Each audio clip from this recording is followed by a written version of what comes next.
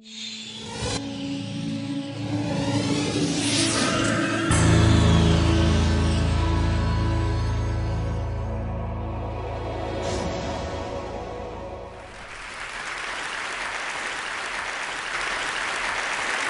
you. I have to tell you, I'm both challenged and excited. My excitement is I get a chance to give something back. My challenge is the shortest seminar I usually do is 50 hours. And I'm not exaggerating. I do weekends, and what I do more than that, obviously, coach people, but I'm into immersion. Because how'd you learn language? You didn't learn it by just learning principles. You got in it, and you did it so often that it became real. And the bottom line of why I'm here, besides being a crazy mofo, is that I'm really in a position, I'm not here to motivate you, obviously. You don't need that. And a lot of times, that's what people think I do, and it's the furthest thing from it. What happens, though, is people say to me, well, I don't need any motivation. And I say, well, that's interesting. That's not what I do. I'm the why guy. I don't know why you do what you do. What is your motive for action? What is it that drives you in your life today, not 10 years ago, or are you running the same pattern? Because I believe that the invisible force of internal drive activated is the most important thing in the world. I'm here because I believe emotion is the force of life. All of us here have great minds. You know, most of us here have great minds, right? I don't know if I'm in the category, but we all know how to think. And with our minds, we can rationalize anything. We can make anything happen. We can, I agree with what was described a few days ago about this idea that people work in their self-interest. But we all know that that's bullshit at times. You don't work in your self-interest all the time. Because when emotion comes into it, the wiring changes in the way it functions. And so it's wonderful for us to think intellectually about how the life of the world is, and especially those who are very smart. We can play this game in our head, but I really want to know what's driving you. And what I'd like to maybe invite you to do by the end of this talk is explore where you are today for two reasons. One, so that you can contribute more. And two, so that hopefully we can not just understand other people more, but maybe appreciate them more and create the kinds of connections that can stop some of the challenges that we face in our society today. They're only going to get magnified by the very technology that's connecting us, because it's making us intersect. And that intersection doesn't always create the view of everybody now understands everybody and everybody appreciates everybody. So I've had an obsession basically for 30 years. And that obsession has been what makes the difference in the quality of people's lives? What makes a difference in their performance? Because that's what I got hired to do. I got to produce the result now. That's what I've done for 30 years. I get the phone call when the athlete is burning down on national television and they were ahead by 5 strokes and now they can't get back on the course. And I got to do something right now to get the result or nothing matters. I get the phone call when the child is going to commit suicide, and I got to do something right now. And in 29 years, I'm very grateful to tell you I've never lost one in 29 years. It doesn't mean I won't someday, but I haven't done it. And the reason is an understanding of these human needs that I want to talk to you about. So when I get those calls about performance, that's one thing, like how do you make a change? But also, I'm looking to see what is it that's shaping that person's ability to contribute, to do something beyond themselves. So maybe the real question is, you know, I look at life and say there's 2 master lessons. One is there's the science of achievement, which almost everyone in this room has mastered to an amazing extent. That's how do you take the invisible and make it visible, right? How do you take what you dream about and make it happen, whether it be your business, your contribution to society, money, whatever it is for you, your body, your family.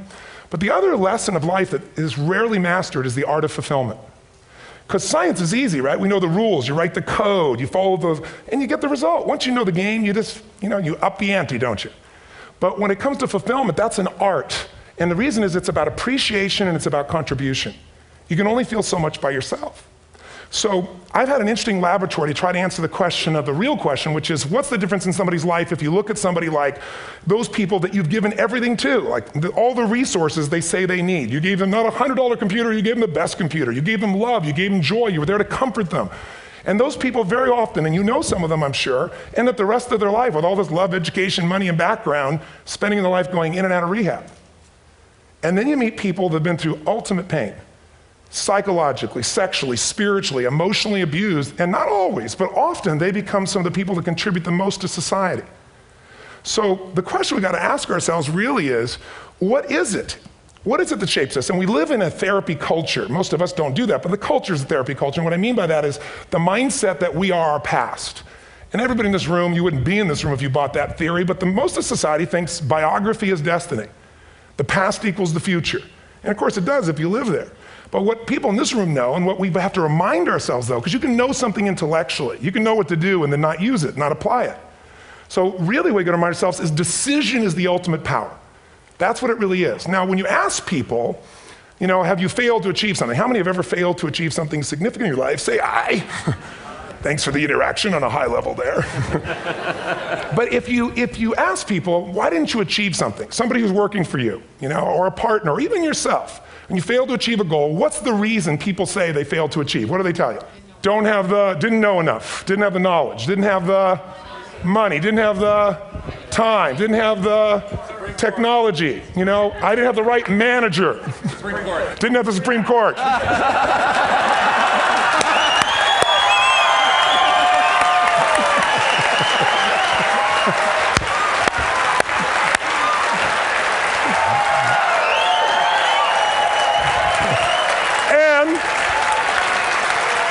And what do all those, including the Supreme Court, have in common? They are a claim to you missing resources. And they may be accurate. You may not have the money. You may not have the Supreme Court. But that is not the defining factor.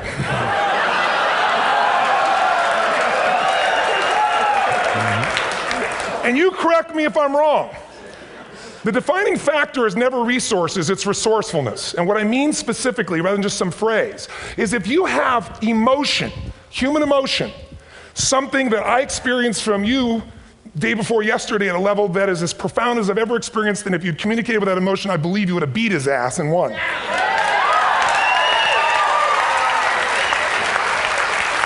But how easy for me to tell him what he should do.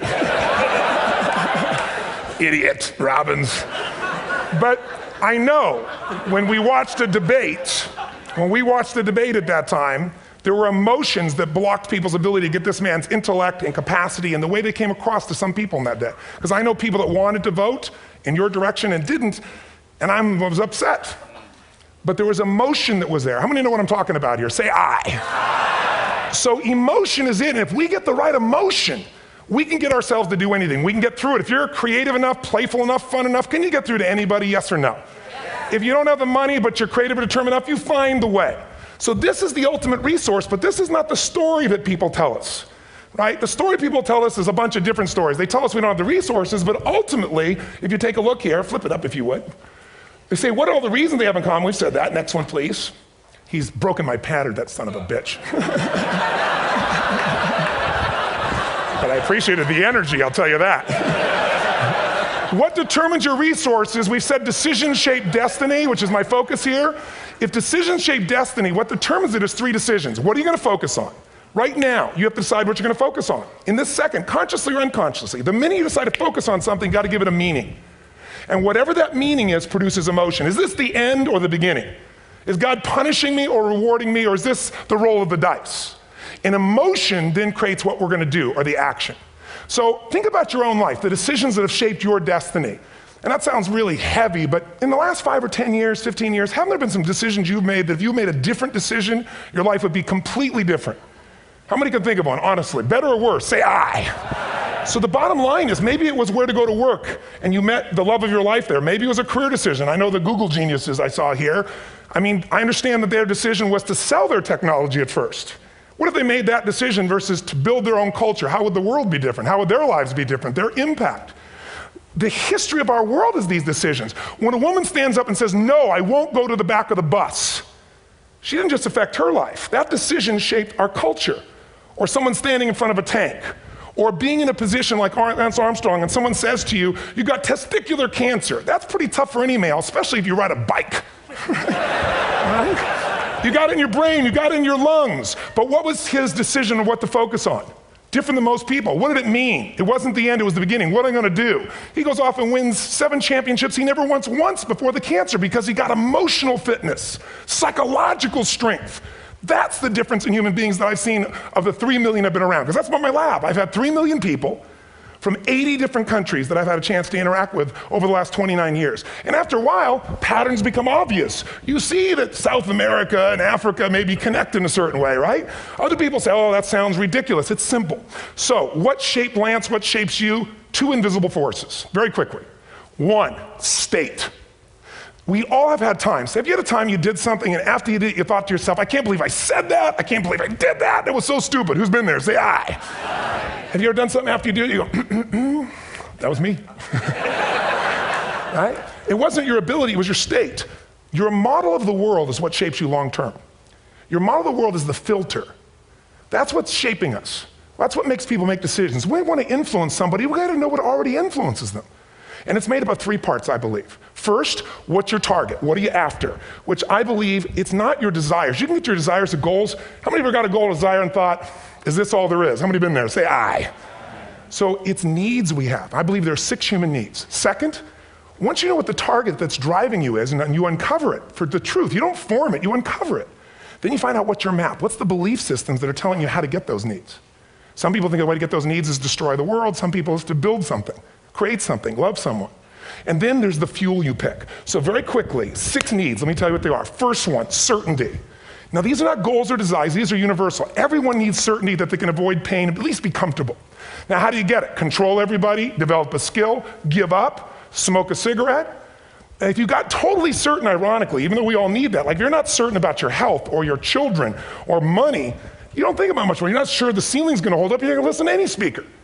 But while we go for certainty differently, if we get total certainty, we get what? What do you feel if you're certain? You know what's gonna happen, when it's gonna happen, how it's gonna happen, what would you feel? Bored out of your mind. So God, in her infinite wisdom, gave us a second human need, which is uncertainty. We need variety. We need surprise. How many of you here love surprises? Say aye. Bullshit. You like the surprises you want. The ones you don't want, you call problems, but you need them. So variety is important. Have you ever rented a video or a film that you've already seen? Who's done this? Get a fucking life. Right? Why are you doing it? You're certain it's good because you read it before, saw it before, but you're hoping it's been long enough you've forgotten enough there's variety. Third human need, critical, significance. We all need to feel important, special, unique. You can get it by making more money. You can do it by being more spiritual. You can do it by getting yourself in a situation where you put more tattoos and earrings in places humans don't want to know. Whatever it takes. The fastest way to do this, if you have no background, no culture, and no belief in resources or resourcefulness, is violence. If I put a gun to your head and I live in the hood, instantly I'm significant. 0 to 10, how high? 10. How certain am I you're gonna respond to me? 10. How much uncertainty? Who knows what's gonna happen next? Kind of exciting, like climbing up into a cave and doing that stuff all the way down there. Total variety and uncertainty. And it's significant, isn't it? So you're willing to risk your life for it. So that's why violence has always been around and will be around unless we have a consciousness change as a species. Now you can get significance a million ways, but to be significant, you gotta be unique and different. Here's what we really need. Connection and love, fourth need. We all want it. Most people settle for connection because love's too scary. Don't want to get hurt. Who here has ever been hurt in an intimate relationship? Say aye. If you don't raise your hand, you'll have about other shit too, come on. And you're gonna get hurt again. Aren't you glad you came to this positive visit? But here's what's true, we need it. We can do it through intimacy, through friendship, through prayer, through walking in nature. If nothing else works for you, get a dog. Don't get a cat, get a dog, because if you leave for 2 minutes, it's like you've been gone for 6 months when you show back up again 5 minutes later, right? Now these first 4 needs, every human finds a way to meet. Even if you lie to yourself, even if you have split personalities. But the last 2 needs, the first 4 needs are called the needs of the personality, is what I call it. The last 2 are the needs of the spirit. And this is where fulfillment comes. You won't get fulfillment from the first 4. You'll figure a way, smoke, drink, do whatever, meet the first 4. But the last 2, number 5, you must grow. We all know the answer here. If you don't grow, you what? If a relationship's not growing, if a business is not growing, if you're not growing, it doesn't matter how much money you have, how many friends you have, how many people love you, you feel like hell. And the reason we grow, I believe, is so we have something to give of value. Because the 6th need is to contribute beyond ourselves. Because we all know, corny as it sounds, the secret of living is giving. We all know life's not about me, it's about we. This culture knows that, this room knows that. And it's exciting. When you see Nicholas up here talking about his $100 computer, the most passionate, exciting thing is here's a genius, but he's got a calling now. You can feel the difference in him, and it's beautiful. And that calling can touch other people. In my own life, my life was touched because when I was 11 years old, Thanksgiving, no money, no food, and we're not gonna starve, but my father was totally messed up. My mom was letting him know how bad he messed up. And somebody came to the door and delivered food. My father made 3 decisions. I know what they were briefly. His focus was, this is charity. What does it mean? I'm worthless. What do I gotta do? Leave my family, which he did. The time, one of the most painful experiences of life. My 3 decisions gave me a different path. I said, focus on, there's food, what a concept, you know? Second, but this is what changed my life. This is what shaped me as a human being. Somebody's gift, I don't even know who it is. I thought, my father always said, no one gives a shit. And all of a sudden, somebody I don't know, they're not asking for us, giving our family food, looking out for us. It made me believe this. What does it mean? That strangers care. And what that made me decide is if strangers care about me and my family, I care about them. What am I gonna do? I'm gonna do something to make a difference. So when I was 17, I went out one day on Thanksgiving. It was my target for years, have enough money to feed 2 families. Most fun thing I ever did in my life, most moving. Then next year I did 4, and I didn't tell anybody what I was doing. Next year, 8. I wasn't doing it for brownie points, but after 8, I thought, shit, I could use some help. So sure enough, I went out, and what did I do? I got my friends involved, and I grew companies, and then I got 11 companies, and I built a foundation. Now, 18 years later, I'm proud to tell you, last year we fed 2 million people in 35 countries through our foundation, all during the holidays, Thanksgiving, Christmas, in all the different countries around the world. It's been fantastic. Thank you. So I don't tell you that to brag, I tell you because I'm proud of human beings because they get excited to contribute once they've had the chance to experience it, not talk about it. So finally, I'm about out of time, the target that shapes you, here's what's different about people. We have the same needs, but are you a certainty freak? Is that what you value most, or uncertainty? This man here couldn't be a certainty freak if he climbed through those caves. Are you driven by significance or love? We all need all 6, but whatever your lead system is tilts you in a different direction. And as you move in a direction, you have a destination or destiny. The second piece is the map. Think of that as the operating system tells you how to get there. And some people's map is, I'm gonna save lives even if I die for other people, and they're a fireman. Somebody else says, I'm gonna kill people to do it. They're trying to meet the same needs of significance, right? They want to honor God or honor their family, but they have a different map. And there are 7 different beliefs. I can't go through them because I'm done. The last piece is emotion. I say one of the parts of the map is like time. Some people's idea of a long time is 100 years. Somebody else says is 3 seconds, which is what I have. And the last one I've already mentioned that felt you. If you got a target and you got a map, and let's say, I can't use Google because I love Maps, and they haven't made it good for Macs yet. So if you use MapQuest, how many have made this fatal mistake of using MapQuest at some time? You use this thing and you don't get there. Well, imagine if your beliefs guarantee you can never get to where you want to go. The last thing is emotion. Now here's what I'll tell you about emotion. There are 6,000 emotions that we all have words for in the English language, which is a linguistic representation, right? It changes by language. But if your dominant emotions, if I have more time, I have 20,000 people or 1,000, and I have them write down all the emotions that they experience in an average week. And I give them as long as they need. And on one side, they write empowering emotions, the other is disempowering. Guess how many emotions people experience? Less than 12. And half of those make them feel like shit. So they got 5 or 6 good frickin' feelings, right? It's like they feel happy, happy, excited, oh shit, frustrated, overwhelmed, depressed. How many of you know somebody who no matter what happens finds a way to get pissed off? How many know somebody like this? Or no matter what happens, they find a way to be happy or excited. How many know somebody like this? Come on. When 9/11 happened, and I'll finish with this, I was in Hawaii. I was with 2,000 people from 45 countries. We were translating 4 languages simultaneously for a program that I was conducting for a week. The night before was called Emotional Mastery. I got up, had no plan for this, and I said, we had all this fireworks, I do crazy shit, fun stuff. And then at the end I stopped, and I had this plan I was gonna say, but I never do what I'm gonna say. And all of a sudden I said, when do people really start to live? When they face death. And then I went through this whole thing about if you were gonna get off this island, if 9 days from now you were gonna die, who would you call, what would you say, what would you do? One woman, well that night is when 9/11 happened. One woman had come to the seminar, and when she came there, her previous boyfriend had been kidnapped and murdered. Her friend, or her new boyfriend, wanted to marry her, and she said no. He said, if you leave and go to that Hawaii thing, it's over with us. She said, it's over. When I finished that night, she called him and left a message, true story, at the top of the World Trade Center where he worked, saying, honey, I love you. I just want you to know, I want to marry you. It was stupid of me. She was asleep, because it was 3 a.m. for us, when he called her back from the top and said, honey, I can't tell you what this means. He said, I don't know how to tell you this, but you give me the greatest gift, because I'm going to die. And she played the recording for us in the room. She was on Larry King later. And he said, you're probably wondering how on earth this could happen to you twice. And he said, all I can say to you is, this must be God's message to you, honey. From now on, every day, give your all, love your all. Don't let anything ever stop you. She finishes, and a man stands up and he says, I'm from Pakistan, I'm a Muslim. I'd love to hold your hand and say I'm sorry, but frankly, this is retribution. I can't tell you the rest because I'm out of time.